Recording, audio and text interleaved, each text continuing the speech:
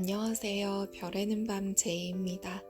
제가 오늘 읽어드릴 도서는 영국 출신 수도승이신 아잠브라흐마 스님이 지으셨고 류시화님이 옮기신 술 취한 코끼리 길들이기입니다.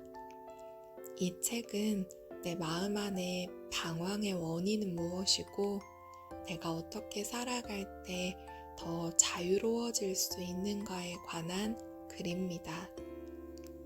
오늘은 1부에 있는 내용 중에 도입부만을 읽어드리겠습니다.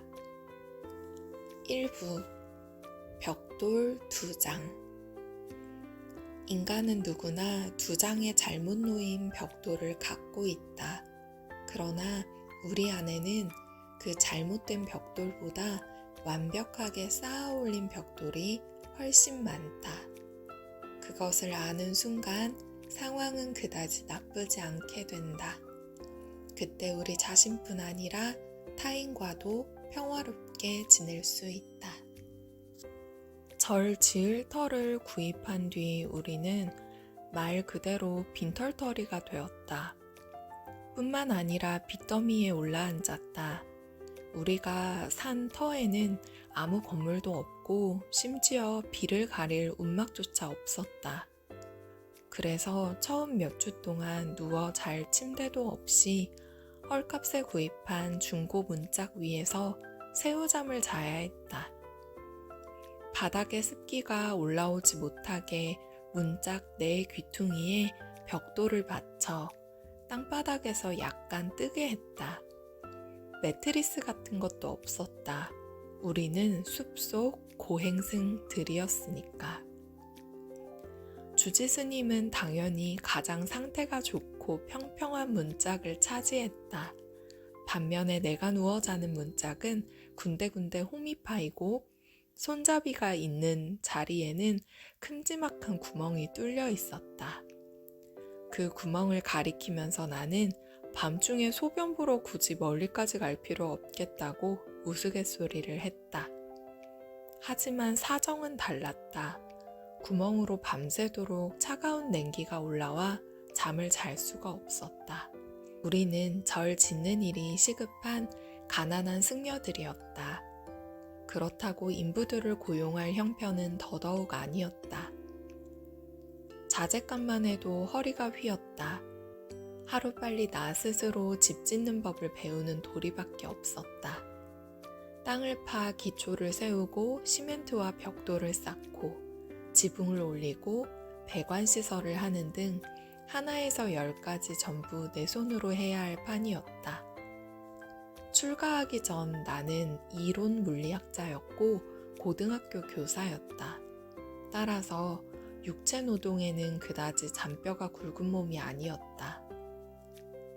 몇 해가 지났을 때는 집 짓는 솜씨가 꽤 늘어서 나와 내 동료 수행자들은 절사모, 이를테면 절 짓는 사람들의 모임이라고 불릴 정도였다. 하지만 처음 시작할 당시는 여간 난감한 일이 아니었다. 벽돌 쌓는 일이 일견 쉬워 보일지도 모른다. 먼저 흙손으로 시멘트 반죽을 한 덩어리 퍼서 바르고 그 위에 벽돌 한 장을 얹은 뒤 오른쪽을 한두 번 두드리고 다시 왼쪽을 한두 번 두드리면 된다. 그러나 처음 벽돌을 쌓기 시작했을 때는 수평을 맞추기 위해 한쪽을 두드리면 반대쪽이 올라갔다. 그래서 그쪽을 두드리면 이번에는 벽돌이 일직선을 벗어나 앞쪽으로 튀어나왔다. 튀어나온 쪽을 밀어 넣으면 이번에는 반대쪽이 높아졌다. 일머리가 없으니까 그렇다고 나를 무시하기 전에 당신도 한번 해보라. 명색이 수행자인지라 나는 참을성에는 일가견이 있었다. 또 시간은 얼마든지 있었다. 따라서 아무리 오래 걸린다 해도 모든 벽을 완벽한 형태로 쌓아 올리기 위해 최선을 다했다. 마침내 첫 번째 벽을 완성한 나는 한 걸음 물러서서 감탄의 눈으로 내가 쌓은 벽을 바라보았다. 그런데 이게 어찌된 일인가 그제야 중간에 있는 벽돌 2장이 어긋나게 놓여졌음을 알아차렸다. 다른 벽돌들은 모두 일직선으로 똑발랐지만 두 벽돌만 각도가 약간 어긋나 있었다. 여간 눈에 거슬리는 것이 아니었다. 그 벽돌 2장 때문에 벽 전체를 망치고 만 것이다. 실망은 이루 말할 수가 없었다.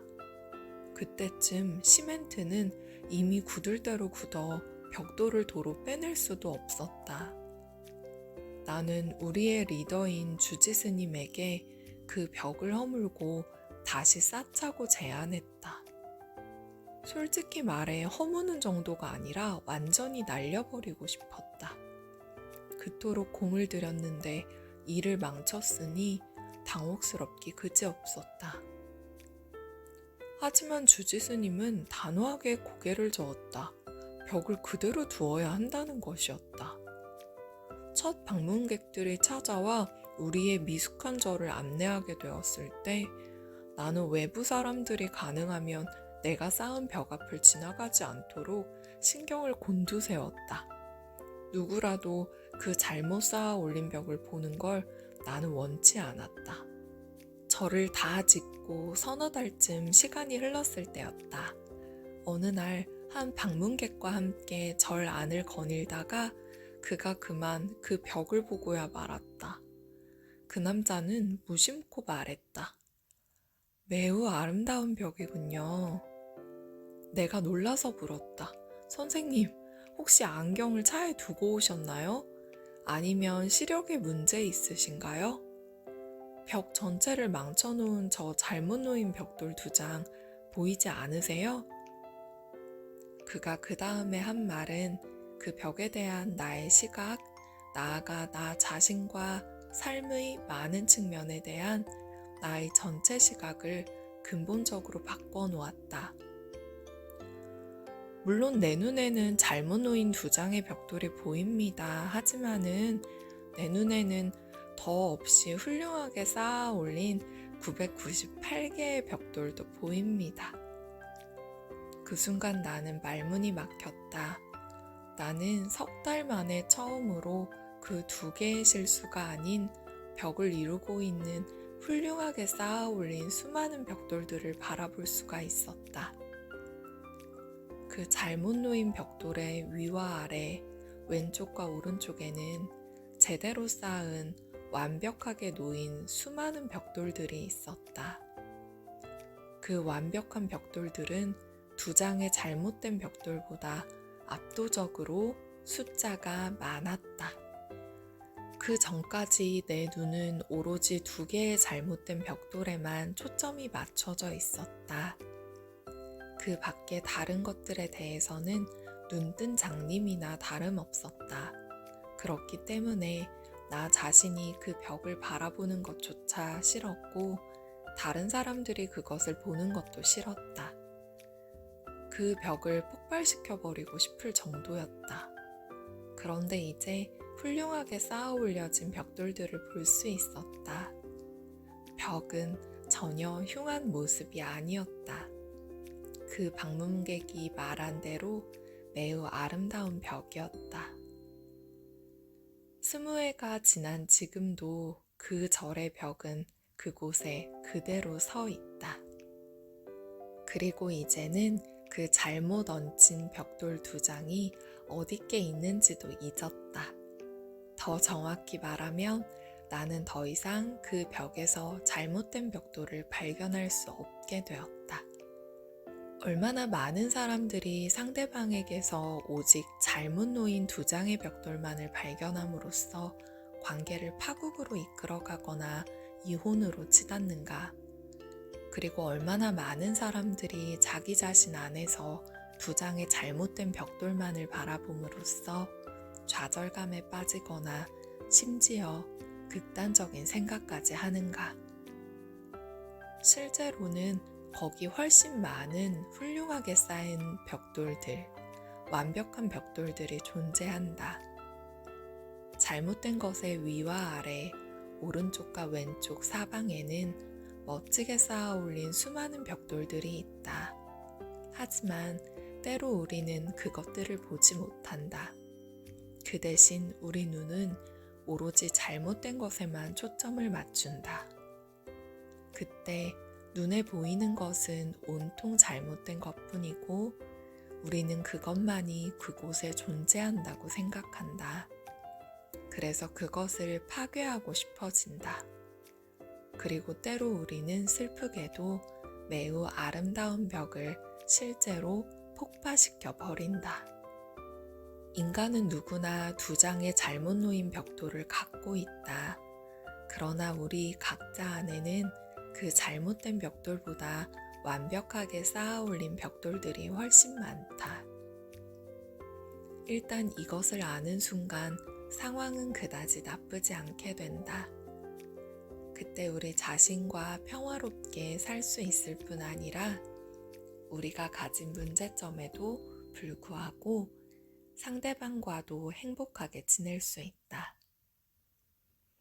이것은 이혼 전문 변호사들에게는 수입이 줄어들 나쁜 소식이겠지만 우리 자신에게는 좋은 소식이다. 나는 이 경험담을 기회 있을 때마다 사람들에게 들려주곤 한다. 한 번은 내 얘기를 다 듣고 나서 한 건축 전문가가 직업상의 비밀을 한 가지 말해주었다. 우리 건축가들도 늘 실수를 저지릅니다. 하지만 우리는 고객에게 그것이 다른 건물들과 차별화시켜주는 그 건물만의 특별한 점이라고 설명합니다. 그런 다음에 수천 달러를 더 청구하죠. 당신 집의 특별한 점은 어쩌면 실수에서 비롯된 것인지도 모른다. 마찬가지로 당신이 자기 자신 안에서, 상대방 안에서, 혹은 삶 전체에서 잘못된 것이라고 여기는 것들은 어쩌면 당신이 이곳에서 보내는 시간을 즐겁고 풍요롭게 해주는 특별한 것인지도 모른다. 일단 당신이 오로지 그것들에만 초점을 맞추는 일을 중단하기만 한다면 말이다.